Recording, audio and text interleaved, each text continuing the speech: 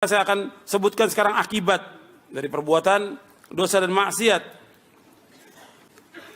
Urutannya saya ambil dari buku Jangan Dekati Zina, ya, di halaman 18 dan seterusnya. Yang saya ambil juga dari buku Ad-Da' wa Dawa, dan sudah terjemahkan bahasa Indonesia ini, Ad-Da' wa Dawa. Jadi dosa-dosa kalau kita hitung banyak ya, dosa-dosa yang dilakukan oleh manusia. Kalau saya sebutkan tadi itu diantaranya banyak dosa. Durhaka pada orang tua dosa. Minum khamar dosa. Mencaci maki orang tua dosa. Kalau yang paling besar tadi apa? Syirik. Kemudian yang kedua, bid'ah. Kemudian dosa-dosa yang lain. Riba, orang makan riba dan bangga dengan ribanya. Kemudian musik dan lagu yang dilakukan oleh manusia. Kemudian juga tipu menipu dan segala macam lah. Kalau kita lihat perbuatan dosa ini nggak bisa dihitung sudah. Perbuatan dosa yang dilakukan oleh manusia sangat banyak, ratusan dosa besar. Antum bisa lihat Al-Kabair yang itu oleh Imam Adz-Dzahabi, itu ratusan dosa besar yang dilakukan oleh manusia. Perbuatan-perbuatan dosa. Dan ini kalau kita lihat banyak di Indonesia ini orang melakukan perbuatan dosa. Dan mereka nggak takut kepada Allah Taala.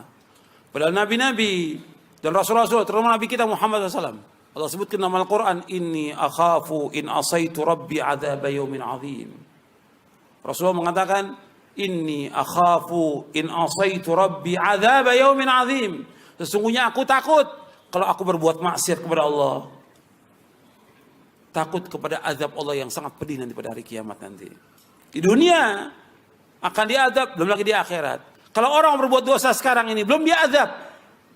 Dia mati dalam perbuatan dosanya. Maka dia minum khamar, dia berzina, dia liwat, dia makan riba, atau durhaka pada orang tuanya, umpamanya. Tetap di akhirat akan diazab. Di kubur akan diazab, di hari kiamat akan diazab. Bab yang harus kita ingat, bahwa kita pasti akan mati. Dan pasti kita akan kembali kepada Allah. Pasti sudah. Gitu. Bahwa kita semua akan kembali kepada Allah, pasti. Kehidupan dunia ini fana sebentar aja. Dan sudah kita lihat banyak orang yang sudah mati. Jutaan manusia sudah mati mendahului kita. Dan pasti akan ada hisab. Pasti akan dihitung oleh Allah. Makanya Nabi Muhammad mengatakan SAW, Inni akhafu in asaitu rabbi adzab yaumin azim. Aku takut kalau aku berbuat maksiat, Allah akan azab nanti di hari kiamat. Allah sebutkan dalam surah Al-An'am. Allah juga sebutkan dalam surah yang lainnya. Akibat perbuatan dosa dan maksiat. Yang pertama, dosa dan maksiat akan menghalangi masuknya ilmu. Dosa dan maksiat akan menghalangi masuknya ilmu. Orang kalau sudah berbuat maksiat itu nggak akan dapat ilmu atau tidak berkah ilmunya. Hirmanul ilmi.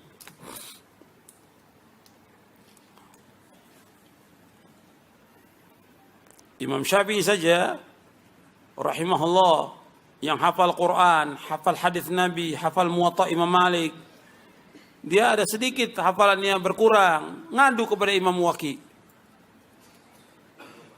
Syakautu ila waqi'in su'a hifdzi fa arsyadani ila tarkil ma'asi wa'lam anna al-ilma nurun wa nurullahi la yuhda lil 'asi.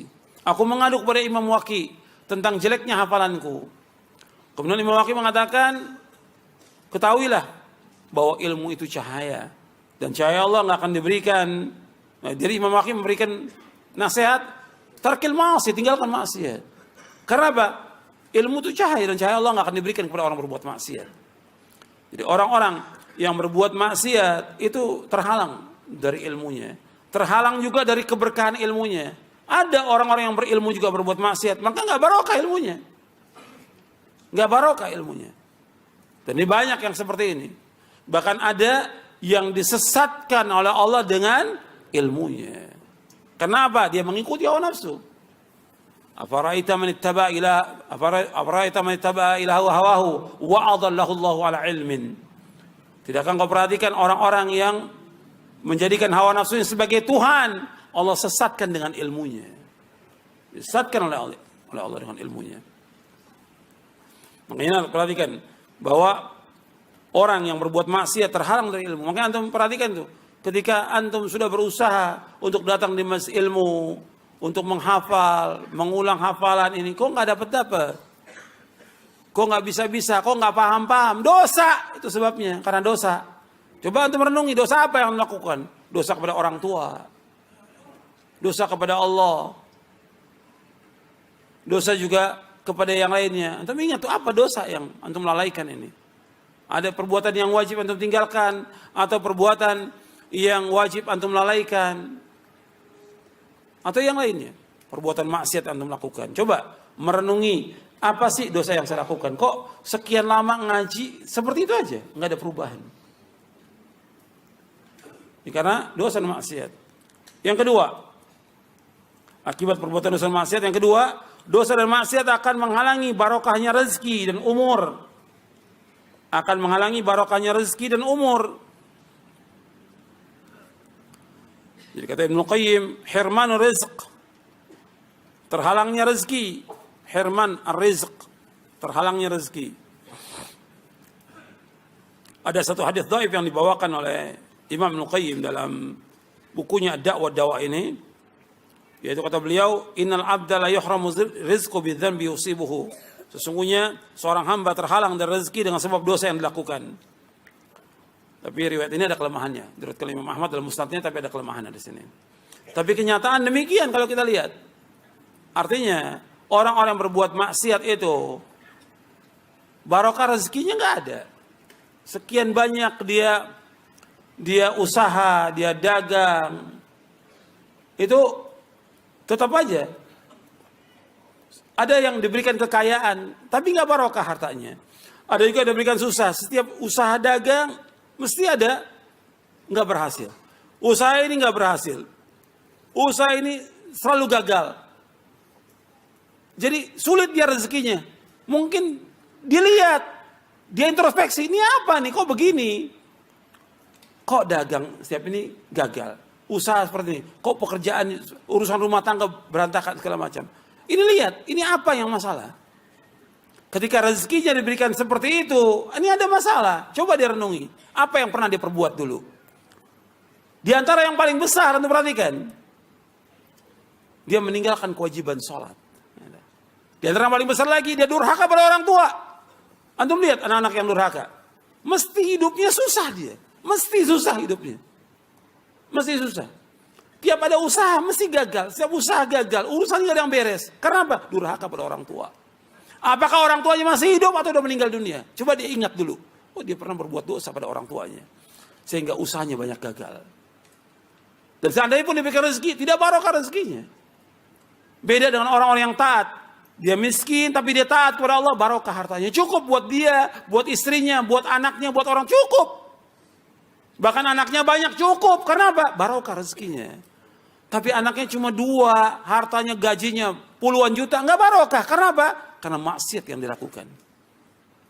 Kemudian juga di sini disebutkan oleh Ibnu Qayyim, yaitu menghalangi barokahnya umur. Jadi betul orang-orang yang berbuat dosa dan maksiat ini, barokah umurnya nggak ada. Umurnya panjang tapi nggak barokah.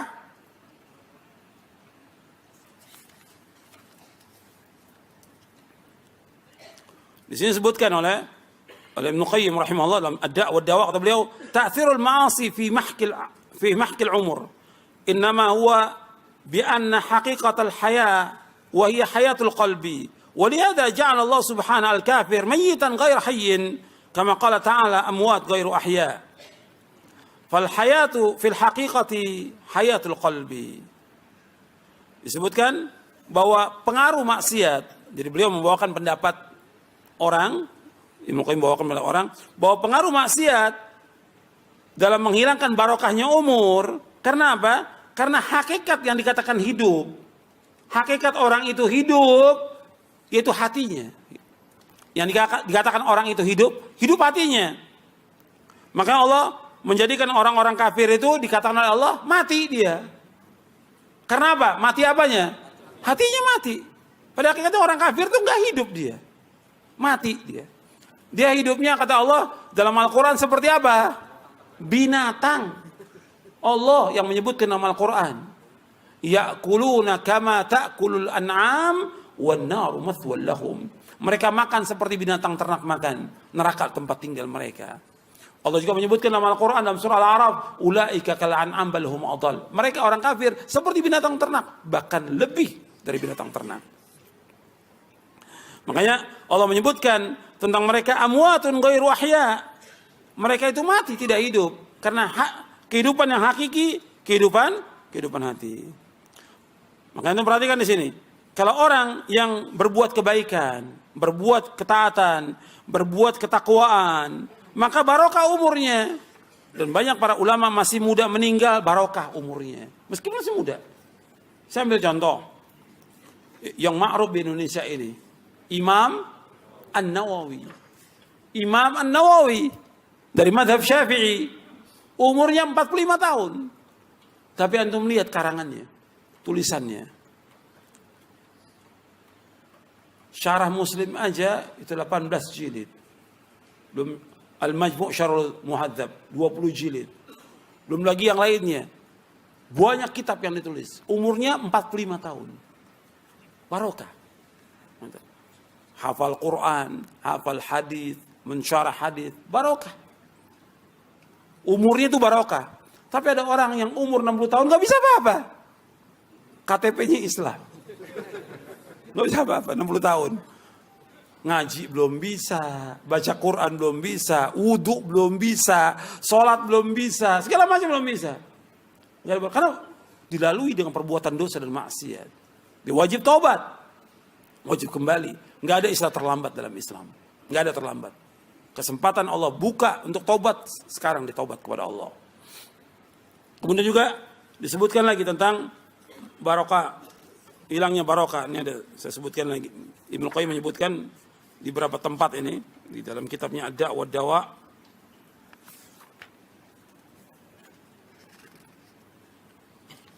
Bahkan beliau mengatakan begini, bahwa di antara hukuman berbuat maksiat anna tamhaqu barakatal umur wa barakatal rizq wa barakatal ilm wa barakatal amal wa barakatal ta'ah. Bahwa di antara hukuman orang berbuat maksiat yaitu menghilangkan barokah umur, barokah rezeki, barokah ilmu, barokah amal, dan barokah ketaatan. Hilang itu. Bahkan wabil jumlah, kesimpulannya, tamhaqu barakatad din wad dunya. Kesimpulannya orang yang berbuat maksiat, itu hilang barokah agama dan barokah dunia. Hilang barokahnya. Bahkan beliau mengatakan bahwa kehidupan manusia yang paling pokok adalah hatinya. Kata beliau, anna umral abdi wa muddatu hayati wala hayata liman arada 'anillah washtaghala bighairihi bal hayatul bahaim khairu min hayatihi. Bahwa umur seorang hamba itulah masa kehidupannya dia. Dan tidak ada kehidupan bagi orang yang berpaling dari Allah. Tidak ada kehidupan bagi orang yang berpaling dari Allah. Dan sibuk dengan yang lainnya. Bahkan kehidupan binatang ternak lebih baik dari orang itu. Kenapa? Kehidupan manusia yang sebenarnya kehidupan hati dan rohnya. Maka tidak ada kehidupan bagi hati apabila dia tidak mengenal Allah. Tidak mentauhidkan Allah. Tidak taat kepada Allah. Tidak ada kehidupan bagi orang yang seperti itu.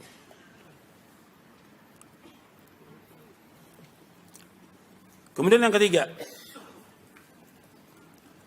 Yang ketiga, bahwa dosa dan maksiat menghalangi untuk berbuat taat kepada Allah. Dosa dan maksiat menghalangi orang untuk berbuat taat kepada Allah. Hirmanut ta'ah. Hirman at-ta'ah. Jadi dia terhalang dari ketaatan kepada Allah.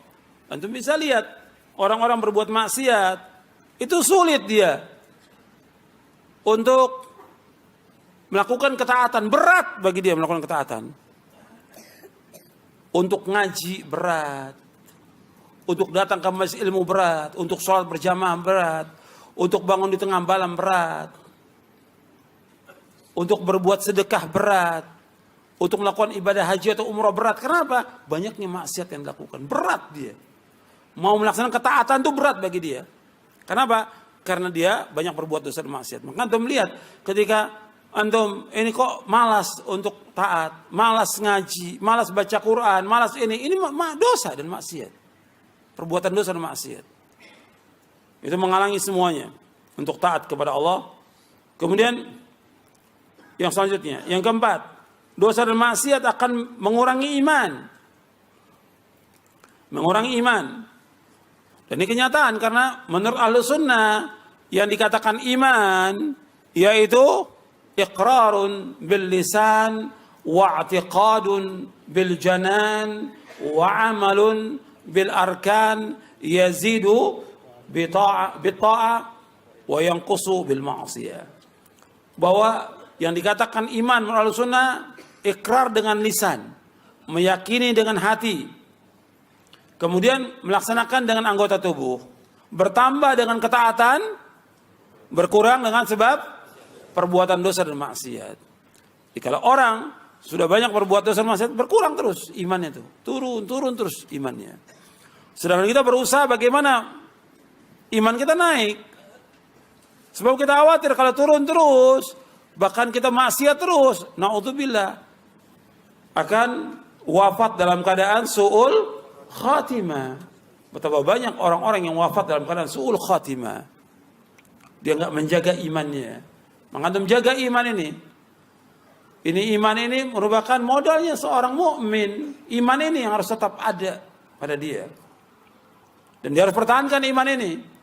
Dan dia harus disuburkan iman, bertambah iman dengan ketaatan kepada Allah, dengan menjauhkan perbuatan maksiat.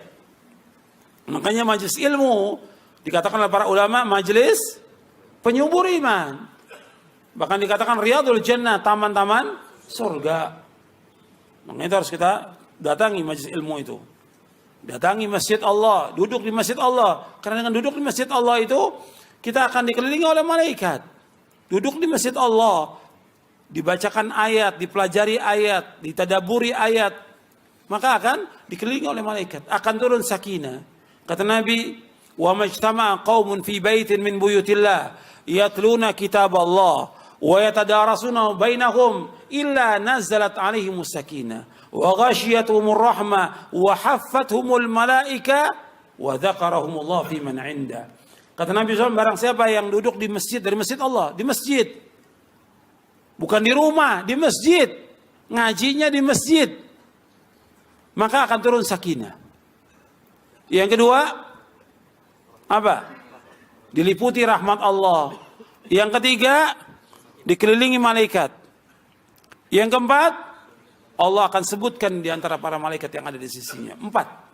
Dengan kita duduk di masjid, mempelajari Quran dan sunnah, yang pertama kata Nabi akan turun sakinah, ketenangan. Yang kedua, dikelilingi oleh malaikat. Yang ketiga, yaitu yang kedua diliputi rahmat Allah. Yang ketiga, dikelilingi malaikat. Yang keempat, Allah akan sebutkan di antara malaikat yang ada di sisi Allah. Hadis ini sahih Muslim dan ada dalam kitab Arba'in An-Nawawi. Kemudian yang keenam, yang kelima, dosa dan maksiat akan membuat urusan menjadi sulit. Untuk bisa lihat sendiri, orang-orang yang urusannya sulit ya, ta'siru umurin alaihi, urusannya menjadi sulit. Makanya antum lihat urusannya banyak orang-orang yang mengalami kesulitan. Sulit dia, mau kerja sulit, mau cari maisha sulit, mau dagang sulit, mau tawarkan barang sulit, mau ini sulit. Ini akibat maksiat yang dilakukan. Kok susah semuanya ini? Kok ini apa dosa apa yang dilakukan? Ya bisa dosa-dosa yang baru dilakukan, bisa juga dosa yang lalu yang pernah dilakukan, yang kadang-kadang dia sudah lupa dengan dosa itu.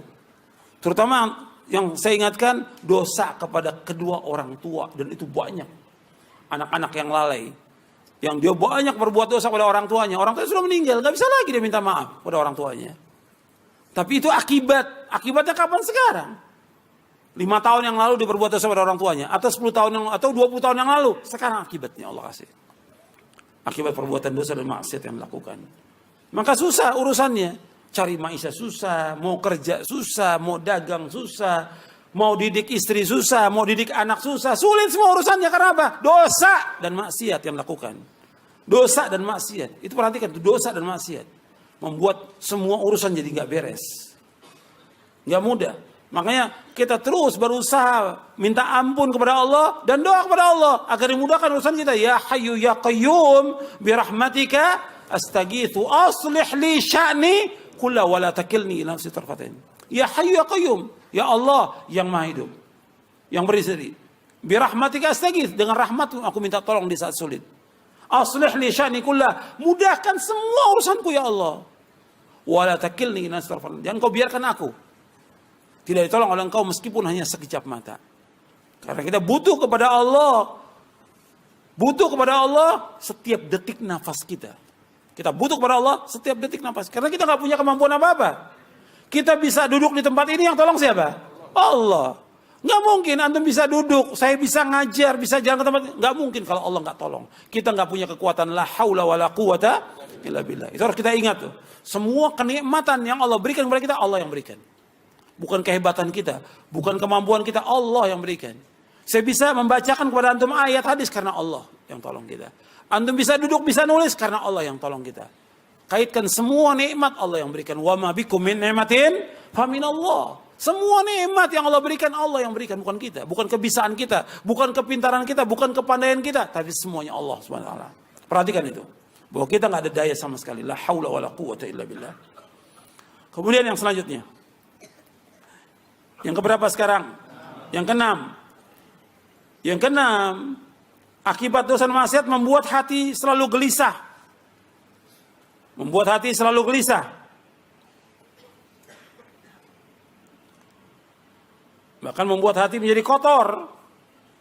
Gelisah dan juga kotor hatinya. Dan itu bisa merasakan itu. Hati ini gelisah, nggak tenang, nggak nikmat, karena maksiat. Hati ini seperti ada kotorannya. Karena apa? Maksiat. Makanya Allah menyebutkan tentang orang yang bahagia, orang sukses, kata Allah apa? Qad aflaha man zakkaha wa qad khaba man dassaha. Sungguh bahagia, sungguh beruntung orang yang membersihkan hati. Membersihkan hati kata para ulama dengan apa? Dengan taat kepada Allah. Dengan menjauhkan maksiat. Wa qad khaba man dassaha. Dan sungguh rugi orang-orang yang mengotorinya. Mengotori dengan apa? Dengan perbuatan dosa dan maksiat. Dengan syirik, dengan bid'ah, dengan maksiat, itu hatinya kotor. Kotor. Makanya perhatikan, orang kalau sering gelisah, sedih, susah, dan segala macam, ini karena maksiat yang dilakukan. Semua akibat perbuatan dosa dan maksiat. Akibat maksiat. Maka orang beriman hatinya lebih tenang. Kenapa? Bergantung kepada Allah. Makanya orang yang beriman itu hatinya penuh dengan zikir kepada Allah, ingat kepada Allah. Selalu ingat kepada Allah. Selalu berzikir kepada Allah. Selalu berusaha bagaimana melaksanakan ketaatan kepada Allah. Maka tenang dan lapang dadanya. Dan banyak berbuat ketaatan, apa aja ketaatan. Berbuat baik pada orang tua, membantu orang yang susah, menolong orang-orang yang sulit, mengajarkan ilmu kepada umat, bersedekah dan yang lainnya. Tenang, lapang dadanya. Dikasih Allah. Makanya ketika orang itu sempit, susah, ini mesti ada yang gak beres nih dari urusannya. Ini ada yang gak beres. Yaitu maksiat. Kemudian yang ketujuh, bahwa dosa dan maksiat membuat hati itu menjadi gelap.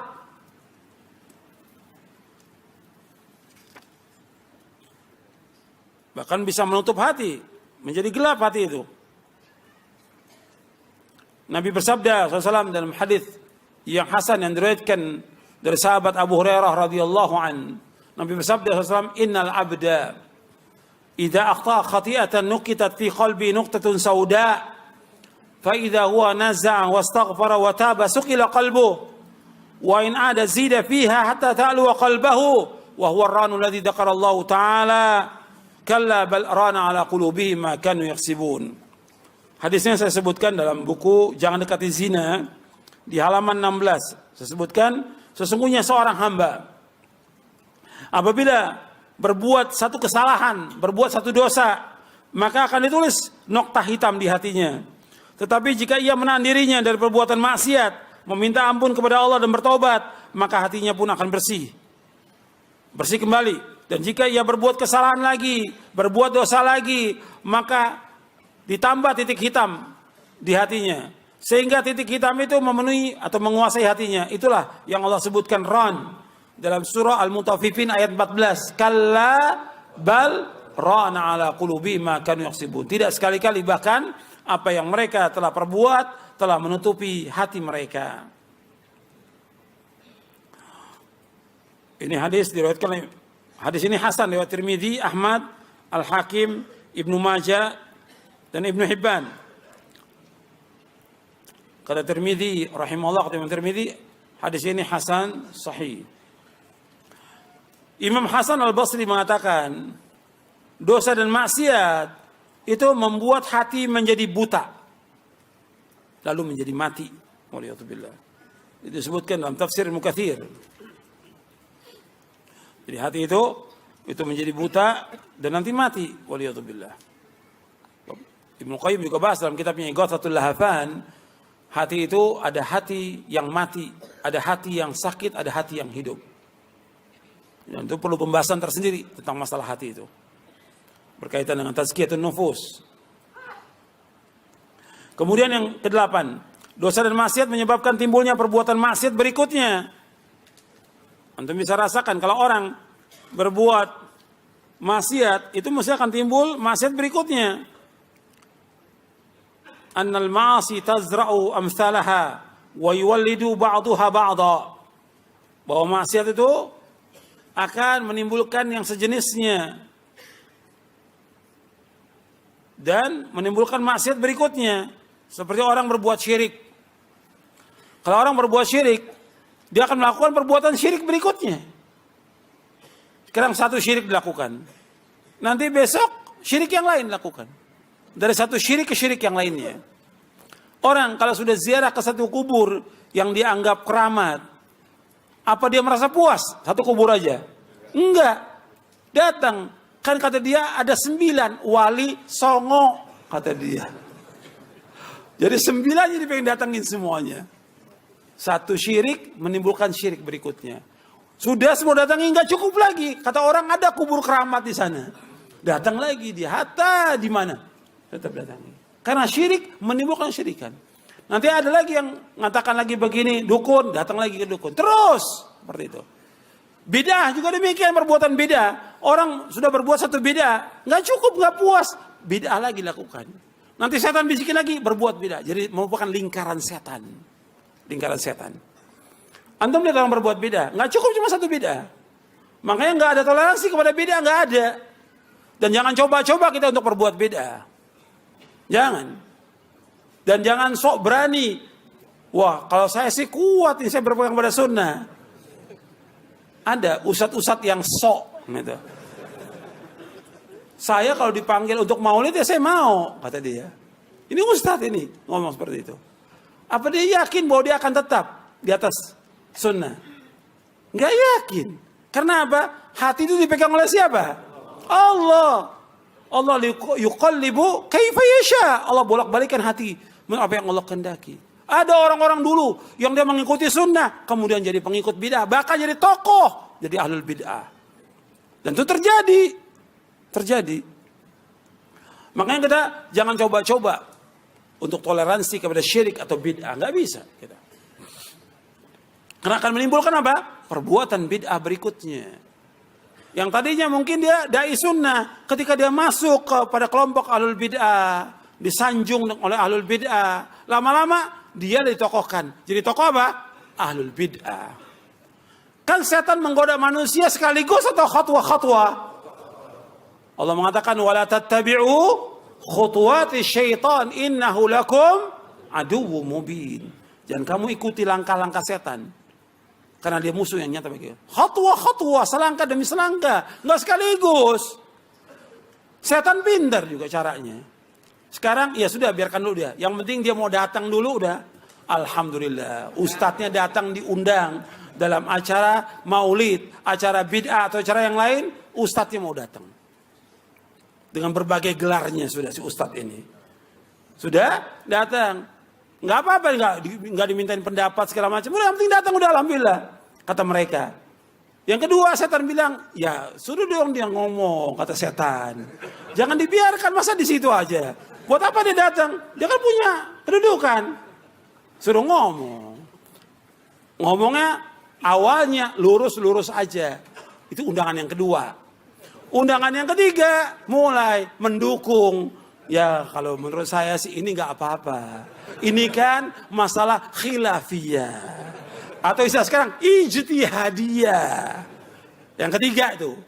Yang keempat, udah hilang tuh masalah ijtihadiyah. Memang kita harus hidupkan yang seperti ini. Betul nggak setan seperti itu? Itu setan. Gitu. Awalnya khilafiyah, awalnya ijtihadiyah, terakhir jadi tokoh dia. Karena dia nggak bisa. Hati ini di tangan Allah. Yang paling Nabi sering berdoa kepada Allah, ya muqallibal qulub, tsabbit qalbi ala dinik. Ya Allah, yang bolak-balikan hati, tetapkan hatiku atas agamamu. Enggak bisa kita toleransi kepada bid'ah.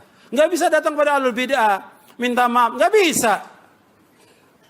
Kecuali yang berkaitan dengan kezaliman antara manusia dengan manusia. Kita mengganggu dia atau yang lain, kita minta maaf. Tapi untuk bid'ah enggak bisa kita minta maaf, dia berdosa kepada Allah. Berbuat maksiat dengan perbuatan bid'ah, yang wajib dia taubat kepada Allah. Dia telah merusak di muka bumi dengan perbuatan bid'ah dan syiriknya. Kok kita minta maaf kepada mereka? Mereka ngerusak agama ini, perbuatan syirik ini. Makanya dia telah menuduh Nabi Muhammad dengan perbuatan bid'ahnya mereka. Nuduh apa Nabi Muhammad? Khianat. Kata Imam Malik rahimahullah di dalam kitab Al-I'tisam oleh Imam Asy-Syatibi, kata Imam Malik, man ibtada'a fil Islami bid'atan yaraha hasanatan faqad za'ama anna Muhammadan sallallahu alaihi wasallam khana risalah. Fa inna Allah yaqul al-yawma akmaltu lakum dinakum wa atmamtu alaykum ni'mati wa raditu lakum al-islam dinan. Fa ma lam yakun yawma idzin dina fala yakun al-yawma dina. Kata Imam Malik rahimahullah, sebagaimana dinukil oleh Imam Asy-Syatibi dalam kitabnya Al-I'tisam. Barang siapa mengadakan bid'ah. Kalau dalam Islam bid'ah itu semuanya baik atau semuanya jelek? Semua bid'ah jelek. Semua bid'ah sesat, nggak ada yang balik. Barang siapa yang berbuat bid'ah, yang dianggap baik oleh dia, kata Imam Malik, maka orang itu telah menuduh Nabi Muhammad apa? Khianat. Karena apa? Allah sudah berfirman, pada hari ini aku telah sempurnakan bagimu agamamu. Aku telah cukupkan bagimu agamamu. Dan aku ridho Islam sebagai agama bagimu. Artinya Islam sudah sempurna. Kalau dia mengadakan ada bid'ah yang baru, berarti dia telah menuduh Nabi Muhammad ini khianat, belum menyampaikan apa? Semua risalah. Padahal Allah sudah mengatakan agama sudah sempurna, berarti Nabi sudah menyampaikan semua agama. Maka kata Imam Malik, barang siapa apa yang tidak menjadi agama pada masa lalu, sekarang pun nggak jadi agama. Jadi bukan masalah kecil, masalah beda ini. Nah sekarang orang dianggap kecil. Begitu juga maksiat. Sekarang ini maksiat dianggap remeh oleh manusia. Akan menimbulkan maksiat berikutnya. Orang yang telah berbuat maksiat, kewajiban dia apa?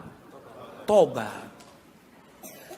Secara akal yang waras, pantas nggak dia dimunculkan di podium, dikenalkan kepada manusia?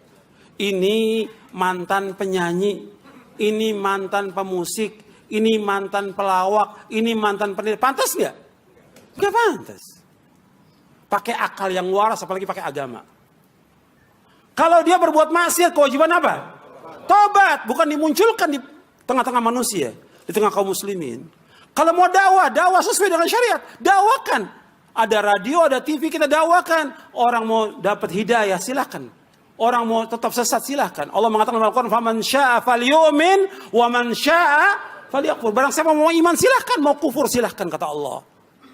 Bukan kita mencari masa dengan memunculkan orang-orang yang berbuat maksiat. Gak boleh dalam Islam. Kenapa? Akan menimbulkan maksiat berikutnya apa? Yang lebih berbahaya lagi. Yang tadinya dia belum belajar agama, baru taubat. Sekarang dipanggil sebagai apa? Ustaz. Apa enggak menyesatkan kaum muslimin dengan sebab itu? Menyesatkan kaum muslimin dengan sebab itu. Gara-gara ustaz memunculkan mereka. Kewajiban mereka untuk taubat kepada Allah. Bukan cerita tentang dosanya. Enggak ada ulama salah menceritakan dosanya. Kalau dikatakan, kan pernah sahabat menceritakan tentang zaman jahiliyah. Di depan siapa? Rasulullah SAW. Apa sama hati kita dengan hatinya para sahabat? Hatinya para sahabat khairu qulubin nas. sebaik-baik hati manusia yang gak ada lagi. Allah ciptakan manusia seperti sahabat, gak ada. Pada zaman dahulu gak ada, dan gak ada lagi sampai hari kiamat orang seperti sahabat. Khairun nas, sebaik-baik manusia. Kita gak akan sama dengan para sahabat. Kalau sahabat menceritakan tentang masa yang lalu, dalam rangka dia bertaubat kepada Allah, untuk kembali kepada Allah dan menguatkan imannya. Bukan bangga dengan maksiatnya, bukan. Bukan bangga dengan jahiliyahnya, bukan. Mereka tinggalkan semua perbuatan jahiliyah itu. Dan di hadapan Rasulullah tegur ketika mereka ada kekeliruan dan salah.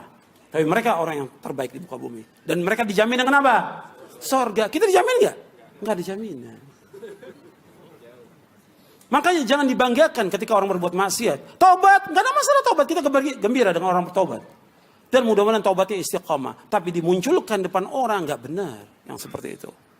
Menceritakan tentang kisahnya yang lalu. Kok diceritakan dosa kepada orang? Para ulama salaf paling takut kalau disebutkan dosa. Kamu dulu pernah berbuat dosa. Takut para sahabat. Takut juga para ulama salaf. Karena apa? Takut ketika dia menceritakan dosa itu diwafatkan oleh Allah pada saat itu. Maka matinya dalam keadaan apa? Su'ul khatimah. Antum lihat penjelasan Imam Ibn Rajab Al-Hambali dalam kitabnya Jami' al-Ulum wal Hikam. Kata beliau bahwa al-khawatim mirath as-sawabiq. Al-khawatim, akhir kehidupan seseorang itu tergantung daripada apa? Yang dahulu dia apa? Berbuat apa dia dulunya? Itu akhir kehidupannya dia. Kalau dia berbuat taat, itu akhirnya insya Allah taat. Tapi kalau maksiat terus maksiat, apa kita yakin orang-orang seperti itu kemudian dia istiqomah dalam tobatnya? Gak yakin kita. Mungkin dia masih maksiat, masih kumpul dengan teman-temannya. Mungkin istrinya juga masih berbuat maksiat. Kok dibanggakan? Kenapa nggak kita munculkan ulama, talibul ilm yang saleh, yang taat untuk dakwah? Kok kenapa ya orang-orang yang mantan-mantan seperti ini disuruh untuk dakwah? Ini ngerusak agama. Ngerusak agama yang seperti ini. Kenapa? Orang awam akan manggil mereka sebagai apa? Ustaz, karena mereka nggak punya ilmu. Orang yang berdakwah tanpa ilmu, ini menyesatkan lebih banyak daripada mengajak manusia kepada kebenaran. Syaratnya dakwah itu apa? Ilmu. Dalilnya. Dalil. Allah sebutkan dalam surah Yusuf. Surah 12 ayat 108. Bahwa dakwah harus dengan ilmu. Dalam surah Yusuf ayat 108 Allah berfirman, "Qul hadhihi sabili ad'u ila Allah ala basiratin ana wa man ittaba'ani wa subhanallahi wa ma ana minal musyrikin." Qul hadhihi sabili, katakan ini jalanku. Ini caraku, ini manhajku. Ad'u ila Allah, aku mengajak manusia ke jalan Allah. Ala basirah, dengan dasar ilmu dan keyakinan. Ana wa man tabi, aku dan orang mengikuti aku. Wa subhanallah, maha suci Allah, wa ma ana musyrikin. Aku tidak termasuk orang berbuat syirik. Dakwah harus dengan ilmu. Dan dakwanya Allah sebutkan di sini, ad'u ilallah. Kata para ulama, kalimat ad'u ilallah dua, perhatikan itu. Yang pertama, mengajak manusia ke jalan Allah, bukan kepada pribadi kita. Bukan mengangkat kita. Bukan orang supaya ta'assub dengan kita, nggak boleh. Tidak boleh. Ajak manusia ke jalan Allah. Itu yang pertama. Yang kedua, at-tanbih alal ikhlas.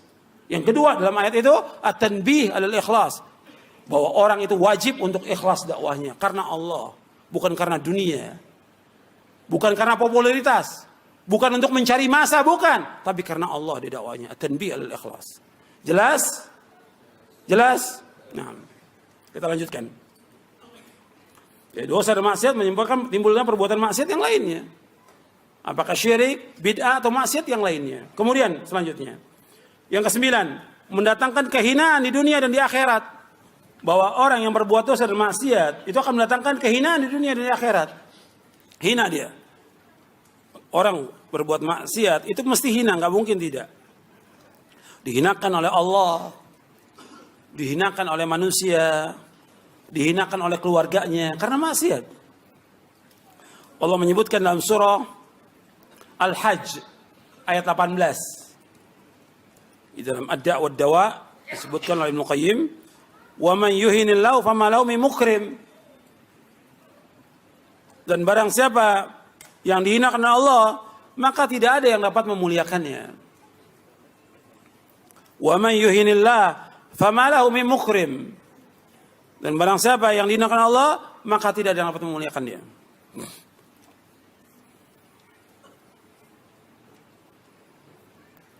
Jadi orang yang berbuat dosa itu akan hina. Yang ke-10, Dosa dan maksiat menyebabkan hilangnya rasa cemburu. Dosa dan maksiat akan menyebabkan hilangnya rasa cemburu. Orang kalau sudah berbuat dosa dan maksiat, itu rasa cemburunya akan dicabut itu. Hilang rasa cemburunya dia. Antum bisa lihat sendiri, ya.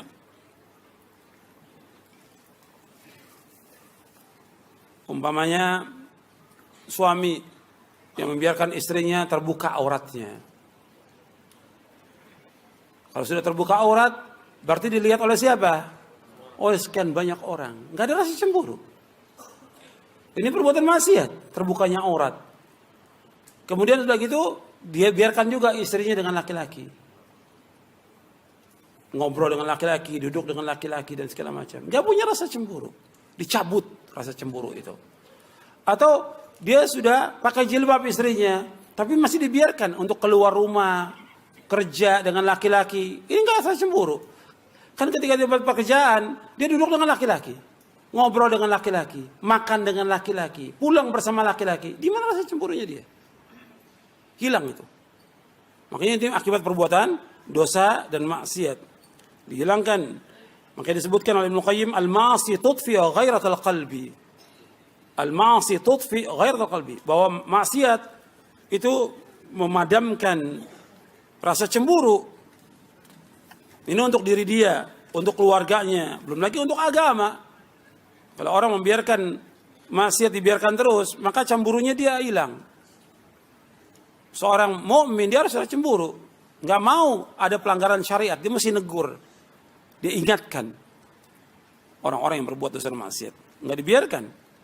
Sekarang ini banyak orang-orang berbuat maksiat dibiarkan. Nggak ada rasa cemburu. Orang berbuat kemungkaran depan dia dibiarkan. Orang nggak sholat dibiarkan. Nggak sholat ini termasuk dosa besar yang paling besar. Dibiarkan. Nggak cemburu. Keluarganya nggak sholat juga dibiarkan. Nggak ada dia untuk menegur. Nggak ada. Ini nggak benar seperti ini. Allah punya cemburu dan Nabi Muhammad juga SAW juga punya cemburu, disebutkan dalam hadis yang sahih. Sedangkan cemburunya Allah itu Allah mengharamkan apa? Semua yang jelek. Kata Nabi SAW dalam hadis yang sahih yang diriwayatkan oleh Imam Bukhari dan Muslim. Kata Nabi, la ahad aghyaru min Allah min ajli dzalik harrama al-fawahish ma dhahara minha wa ma batan.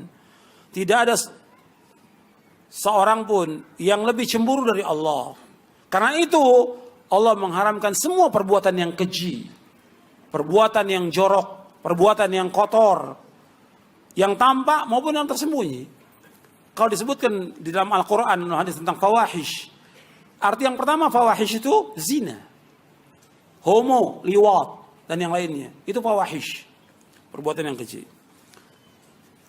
Dan yang lainnya. Ini hadis sahih riwayat Bukhari dan Muslim. Begitu Nabi Muhammad juga SAW juga cemburu. Bahkan disebutkan oleh Ibnu Qayyim, wa hadza yadulluka ala anna asl ad-din al-ghairah. Bahwa pokok agama ghairah, cemburu. Kita nggak bisa terima kalau orang meremehkan agama ini. Kalau kita lihat sekarang ini agama ini diremehkan oleh orang. Orang berbuat syirik, berbuat bid'ah, ngomong tentang agama seenaknya. Umat Islam diam. Kenapa? Hilang cemburu. Orang memainkan agama ini. Ya. Ayat Quran dibuat main oleh mereka, hadis dibuat main oleh mereka.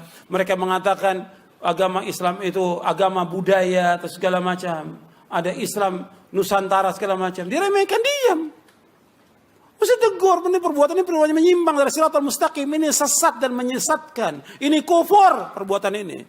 Karena Islam hanya satu yang dibawa oleh para nabi dan para rasul yang dibawa oleh Nabi Muhammad SAW. Enggak ada Islam yang lain.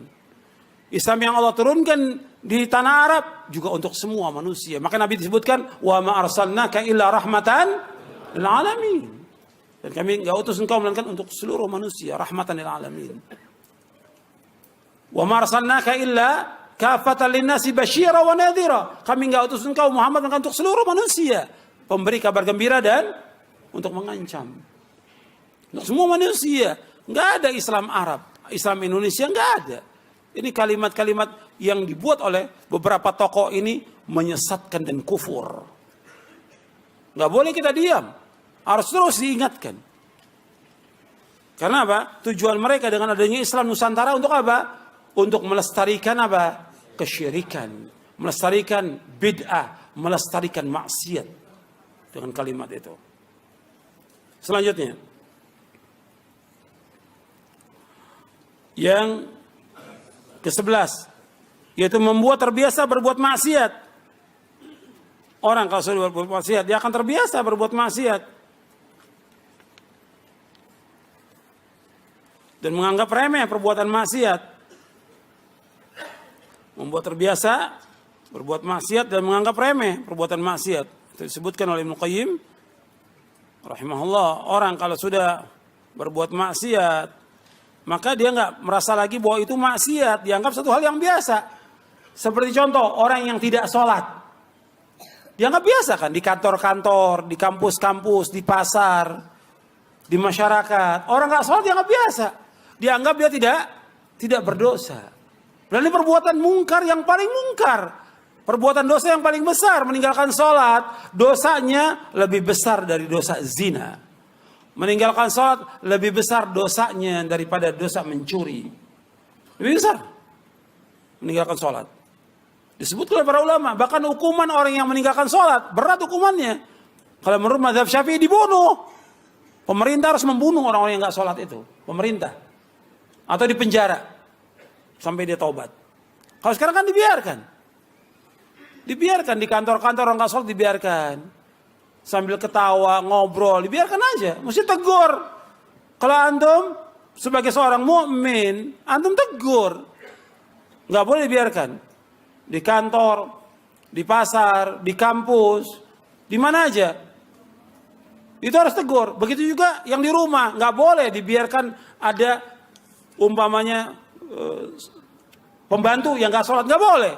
Itu harus dipecat, nggak boleh. Ada nggak sholat, harus sholat dia. Atau supir nggak sholat, nggak boleh. Dia wajib sholat karena nggak ada keberkahan dalam rumah tangga orang yang nggak sholat itu. Nggak ada keberkahan, nggak ada cahaya rumahnya orang yang nggak sholat itu. Karena Nabi menyebutkan wassalatu nurun, sholat itu cahaya. Ya, perhatikan tuh, itu dianggap biasa sekarang di mana-mana. Bahkan orang itu biasa aja diajak sambil ketawa. Dia tinggalkan sholat itu. Mesti kita ingatkan dengan cara yang baik, ingatkan. Saya sebutkan ancaman dan hukuman bagi orang yang meninggalkan sholat dalam buku Sebaik-baik Amal adalah sholat. Saya jelaskan di situ. Kemudian yang ke-12, mendatangkan petaka dan siksa.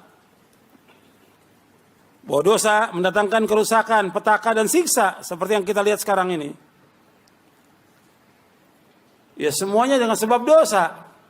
Makanya ketika orang mendapatkan segala macam cobaan, ujian, siksa, petaka, ya dengan sebab dosa. Allah berfirman dalam surah Asy-Syura ayat 30, "Wa ma asabakum min musibatin fabima kasabat aydikum wa ya'fu an katsir." Apa saja musibah yang menimpa kalian disebabkan dosa-dosa kalian dan Allah banyak memberikan maaf. Semua kerusakan yang ada disebab seperti dalam surah Ar-Rum Allah berfirman. Kalau tadi dalam surah Asy-Syura, dalam surah Ar-Rum, "Dhaharal fasadu fil barri wal bahr bima kasabat aydin nas." Bahwa tampak kerusakan di daratan dan di lautan dengan sebab apa? Perbuatan tangan manusia, dosa manusia terjadi kerusakan di muka bumi ini. Dosa manusia, maka banyak petaka, banyak siksa yang Allah turunkan dengan sebab dosa. Maka harus mereka itu berpikir ini dosa apa yang dilakukan sampai banyaknya terjadi petaka, musibah yang menimpa bangsa ini. Itu akibatnya kerusakan. Ya, akibatnya dosa. Dan maksiat yang mereka lakukan. Kemudian selanjutnya yang ke-13, dosa dan maksiat menghitamkan wajah dan membuat hati menjadi keras. Sebab punya pengaruh, orang yang berbuat maksiat itu punya pengaruh terhadap hatinya, terhadap dirinya, terhadap wajahnya. Disebutkan Ibnu Qayyim. Punya pengaruh. Saya ambil contoh dari sekian banyak contoh. Tadi orang yang nggak sholat, Anda bisa lihat wajahnya orang nggak sholat. Meskipun dia putih, tapi gelap dia. Orang-orang yang mencaci maki sahabat, orang Syiah, antum lihat, jelek mukanya. Dan di akhir hayatnya antum bisa lihat, itu banyak yang kemudian dia gila di akhiratnya. Orang-orang yang mencaci maki sahabat, orang-orang Syiah yang mencaci maki, dan ini terbukti sepanjang sejarah sampai hari ini terbukti jelek mukanya. Dan saya pernah lihat orang tokohnya di Indonesia dulu 30 tahun yang lalu. Tokohnya di Indonesia 30 tahun yang lalu. Ya, nggak tahu, sebagian mungkin belum lahir ya. 30 tahun yang lalu. Itu kelihatan dia orangnya ya orang Arab, ganteng dia. Tapi begitu dia mulai mencaci maki sahabat kelihatan. Hitam. Seorang tetangga yang juga seorang syekh ngomong sama saya. Antum lihat itu. Saya udah bertetangga dengan dia bukan sehari dua hari, puluhan tahun. Antum lihat sekarang dia, mukanya jelek dia. Dengan sebuah perbuatan. Betul, terbukti itu. Belum lagi nanti di akhir hayatnya gila rata-rata. Karena mencaci maki sahabat, dosanya dosa apa? Dosa besar. Orang yang terbaik di muka bumi ini, yang menyampaikan agama kepada kita para sahabat, radhiyallahu ajmain. Dengan mencaci maki sahabat, dosa besar. Kalau dia mencaci maki tiap hari, terus tambah dosa dia. Tambah rusak hatinya, tambah rusak tubuhnya, tambah rusak juga mukanya. Dia dosa pengaruh kepada kehidupan manusia. Belum lagi kepada keluarganya. Dosa punya pengaruh kepada istri, kepada anak. Ulama salaf. Ketika dia berbuat dosa, dia bilang, ini apa yang salah? Kok seperti ini istri saya yang lawan saya? Kok begini kendaraan saya ini? Biasanya nurut, nggak nurut. Kenapa? Dosa yang dilakukan oleh dia. Itu perhatikan tuh, dosa dengan sebab dosa. Punya pengaruh. Kepada diri kita punya pengaruh, kepada istri punya pengaruh, kepada anak punya pengaruh. Dosa dan maksiat. Selanjutnya, makanya disebutkan pengaruh dosa dan maksiat ini di samping merusak hati dan juga merusak semuanya, membuat kehinaan. Imam Abdullah Ibn Mubarak mengatakan begini, Ra'aitu dzunuba tumitul quluba wa qad yurithu dzulla idmanuha wa tarku dzunubi hayatul qulubi wa khairun li nafsika isyanuha wa la afsara ad-din ila al-muluku wa ahbaru su'in wa ruhbanuha. Kata Imam Abdul Mubarak, sungguh aku melihat dosa-dosa telah mematikan hati dan terus-menerus melakukan perbuatan dosa akan mendatangkan kehinaan. Meninggalkan dosa adalah kehidupan bagi hati dan sangat baik bagi kamu untuk meninggalkannya. Dan tidak ada yang merusak agama melainkan raja-raja, penguasa-penguasa, ulama-ulama yang jelek dan para ahli ibadah yang tidak berilmu. Disebutkan oleh Ibnu Qayyim dalam kitabnya Ad-Da'wa ini. Kemudian selanjutnya, yang ke-14. Yang ke-14, bahwa dosa menghilangkan rasa malu. Jadi orang berbuat dosa, itu hilang rasa malunya. Nggak punya rasa malu. Ya orang yang terbuka auratnya, itu nggak punya malu dia. Telanjang. Kan kadang-kadang orang berpikir, di zaman modern ini, semakin telanjang, semakin maju, kata mereka gitu. Kalau semakin maju, mestinya sapi lebih maju. Karena sapi telanjang. Ya, telanjang dia. Terbuka auratnya. Gak punya rasa malu. Dicabut rasa malunya. Dan banyak orang seperti itu. Kemudian kadang dia cerita tentang perbuatan dosanya. Gak punya malu. Orang yang ceritakan masa lalu dosanya itu gak punya rasa malu. Dicabut rasa malunya.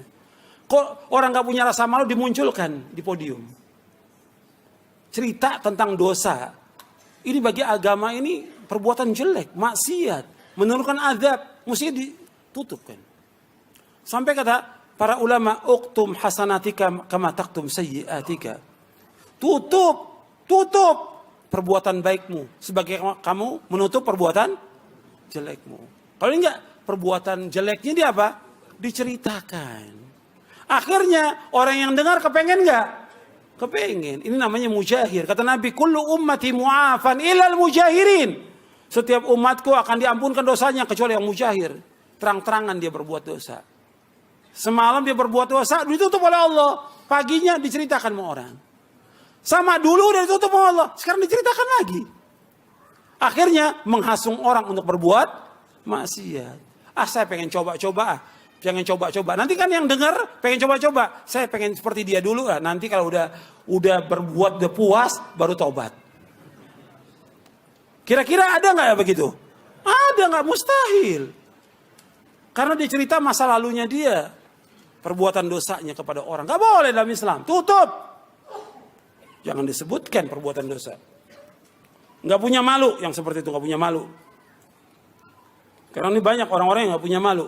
Ya, orang kayak korupsi, bangga dia dengan korupsinya, sogok menyogok di pinggir jalan ya, dilihat oleh orang, nggak punya malu. Banyak lagi orang berbuat riba dan segala macam lah. Kalau kita lihat banyak perbuatan maksiat yang orang nggak punya malu, nggak punya malu. Ini puluhan.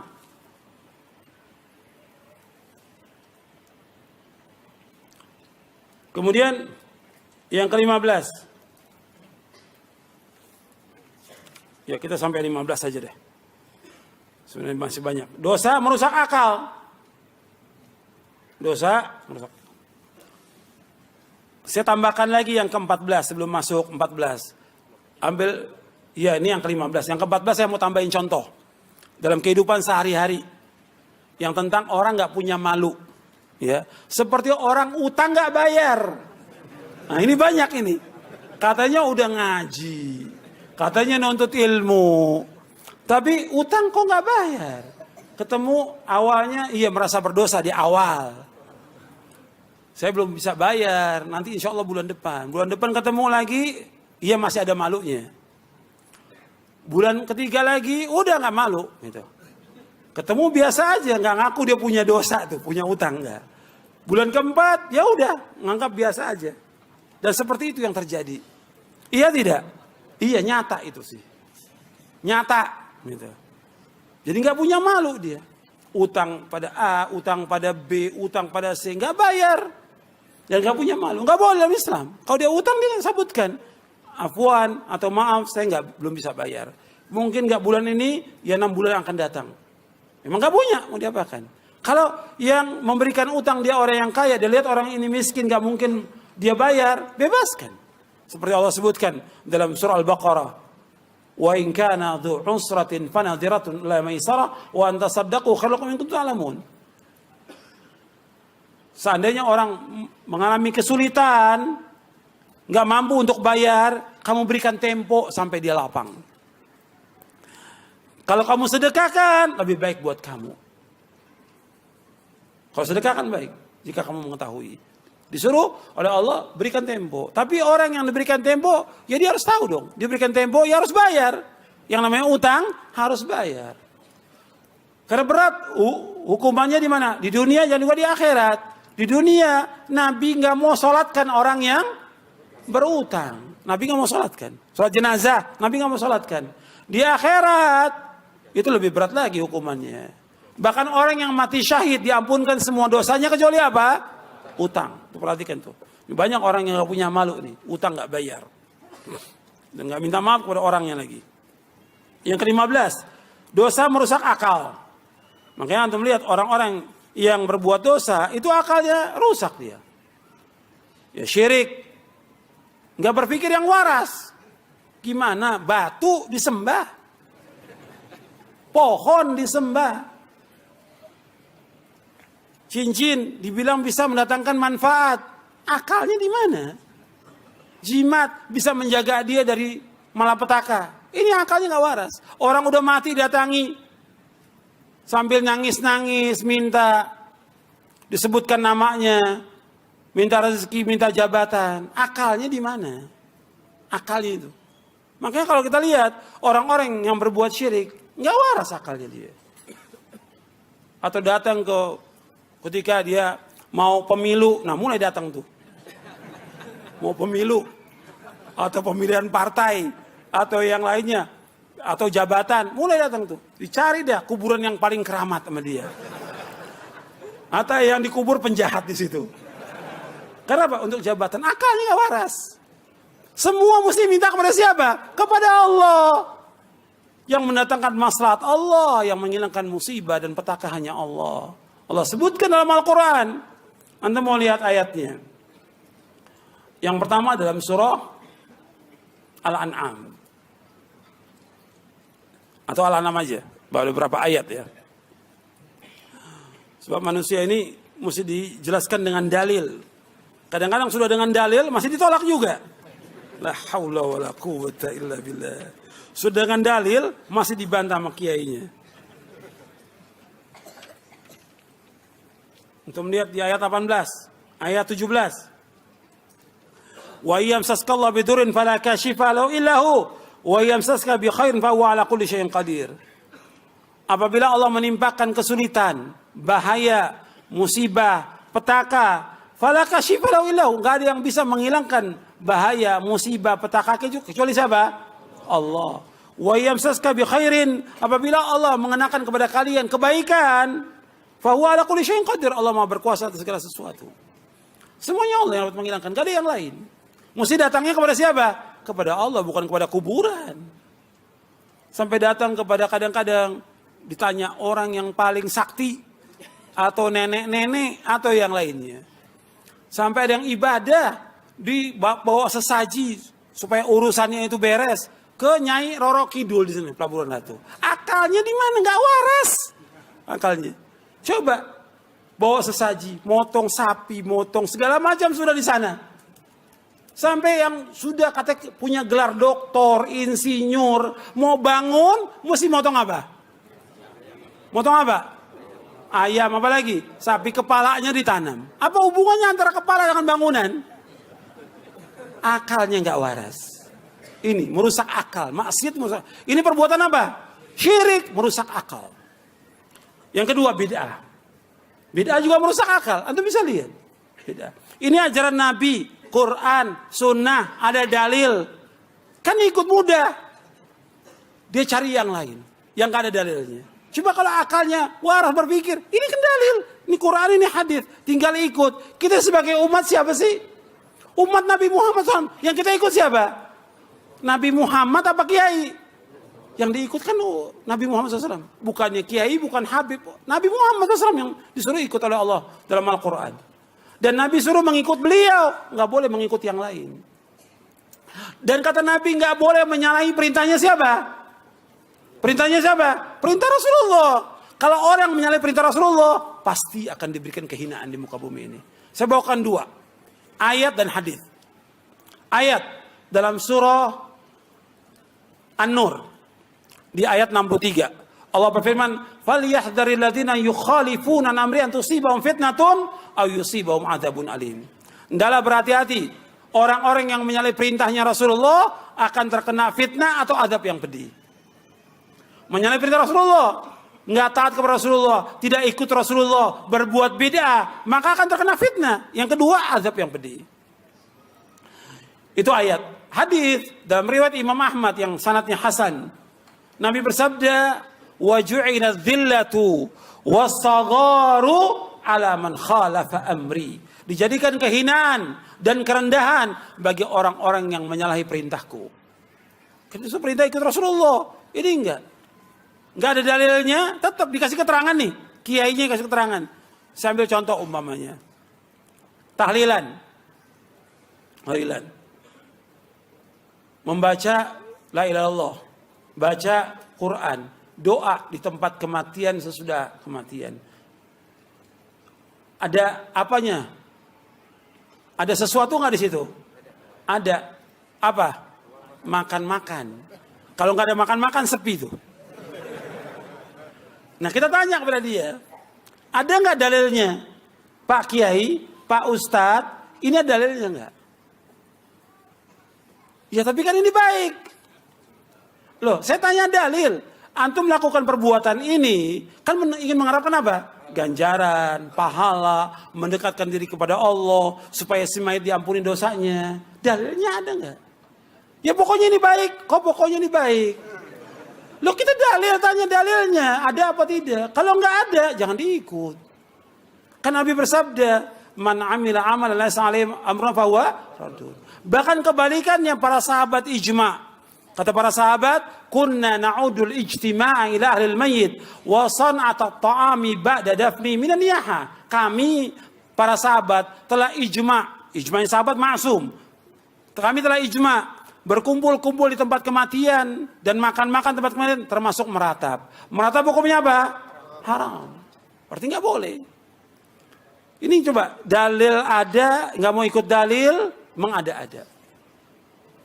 Kalau ditanya lagi, pernah nggak sahabat mengerjakan? Nabi nggak pernah mengerjakan. Padahal di zaman Nabi, anak-anak Nabi meninggal.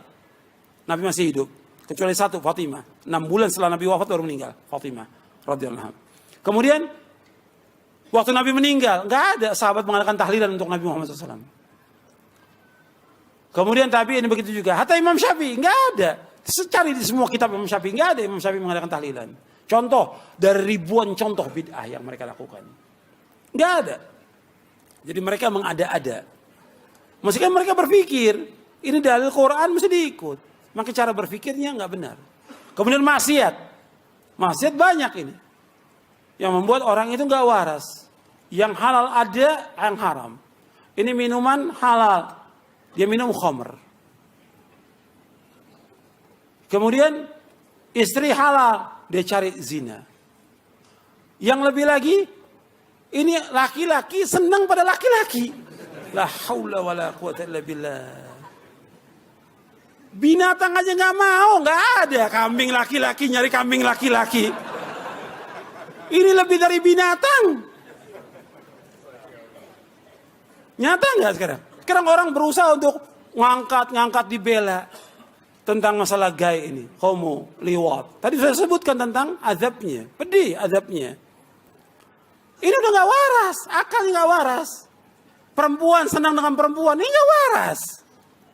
Laki senang dengan laki, gitu. Masa orang akan berbicara, anak kecil ngomong, kalau gitu lebih waras kambing. Masa lebih waras kambing? Karena apa? Kambing nggak mau sama laki-laki, kambing maunya sama perempuan. Ini kok laki-laki senang sama laki-laki? Ini kenyataan. Maksiat merusak akal. Belum lagi yang lainnya. Dari ribuan maksiat, ini saya contoh. Karena ini yang lagi hangat dibicarakan. Iya. Iya. Kemudian, ikhwan fillah, azakumullah. Yang paling juga berbahaya yang Anda perhatikan bahwa semua perbuatan maksiat ini membuat manusia ini keluar dari siratal mustaqim. Padahal kita hidup ini supaya kita lurus tiap hari apa kita minta ihdinas siratal mustaqim. Bahwa perbuatan maksiat mengeluarkan manusia dari siratal mustaqim. Dibawakan oleh Ibnu Qayyim dalam kitabnya Ad-Da'wa Dawa ini. Makanya kita minta kepada Allah agar kita tetapkan hati kita. Jalan lurus. Hidup kita cuma sekali. Dan kita pasti akan kembali kepada Allah. Maka Allah sebutkan dalam surah Al-Baqarah. Di surah Al-Baqarah ayat 281. Allah berfirman. Wattaqu yawman turja'una fihi ilallah. Thumma tuwaffa kullu nafsin ma kasabat. Wahum la yudhlamun. Wattaqu yawman turja'una fihi ilallah. Adalah kalian takut. Bertakwa kepada Allah. Kepada satu hari yang kalian semua dikembalikan kepada Allah. Semuanya manusia ini. Dari zaman Nabi Adam sampai nanti manusia yang terakhir akan dikembalikan semua kepada Allah. Kemudian disempurnakan mereka. Amal-amal mereka yang baik dan yang buruk. Semua tuwaffa kullu nafsin ma kasabat. Wa hum la yudhlamun. Dan mereka enggak dizalimi. Tetap akan dihisab semuanya. Dan kita akan mesti seorang yang beriman takut kepada Allah. Sebagaimana takutnya para anbiya wa rusul alaihi wasallam. Sebagaimana Nabi bersabda, sebagaimana Allah berfirman tentang Nabi Muhammad SAW, Inni akhafu in asaitu rabbi adzab yaumin azim. Sesungguhnya aku takut kalau aku berbuat maksiat, Allah akan azab di hari pembalasan. Surah Al-An'am ayat 15. Kemudian juga di surah Az-Zumar ayat 13. Inni akhafu in asaitu rabbi adzab yaumin azim. Aku takut kalau aku berbuat maksiat akan diazab oleh Allah dengan azab yang pedih. Kalau Nabi demikian takutnya, apalagi kita mesti takut kepada Allah. Maka yang terakhir saya ingatkan kepada saya dan kepada antum semuanya, yang pertama kita bertaubat kepada Allah atas semua dosa. Semuanya, tolong perhatikan dan tolong dengarkan. Kita ini semua banyak dosa, saya dan antum sama. Nabi bersabda, kullu bani Adam khata' wa khair khata'in at-tawwabun. Setiap anak Adam pernah berbuat salah, pernah berbuat dosa. Yang terbaik dari yang berbuat dosa yang bertaubat kepada Allah. Kita ini banyak dosa, banyak maksiat. Taubat kepada Allah dengan taubatan nasuha. Jangan kita ulangi lagi. Dengan 3 syarat taubat atau 4 syarat taubat. Yang pertama kita hilangkan, berhenti dari perbuatan dosa. Apa aja dosa yang kita lakukan? Apa aja?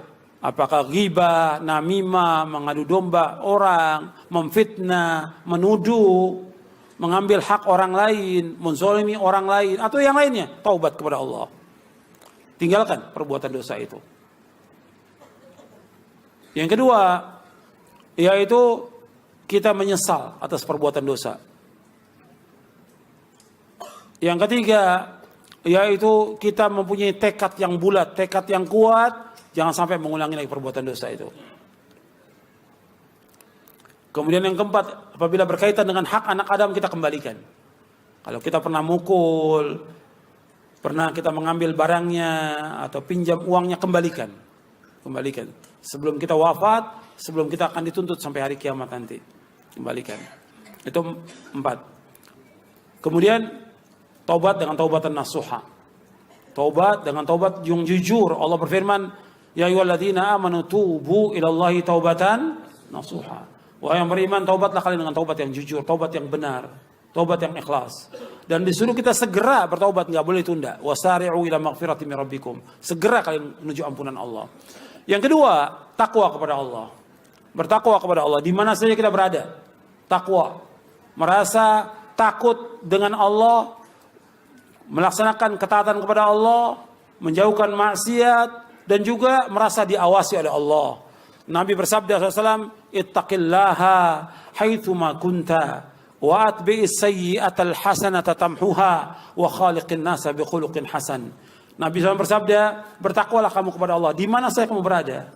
Di mana aja, di rumah, di jalan, di pasar, di kampus, di tempat kerja, di kantor, di mana aja. Kita mukim, kita safar, kita sendiri berjamaah, takwa kepada Allah.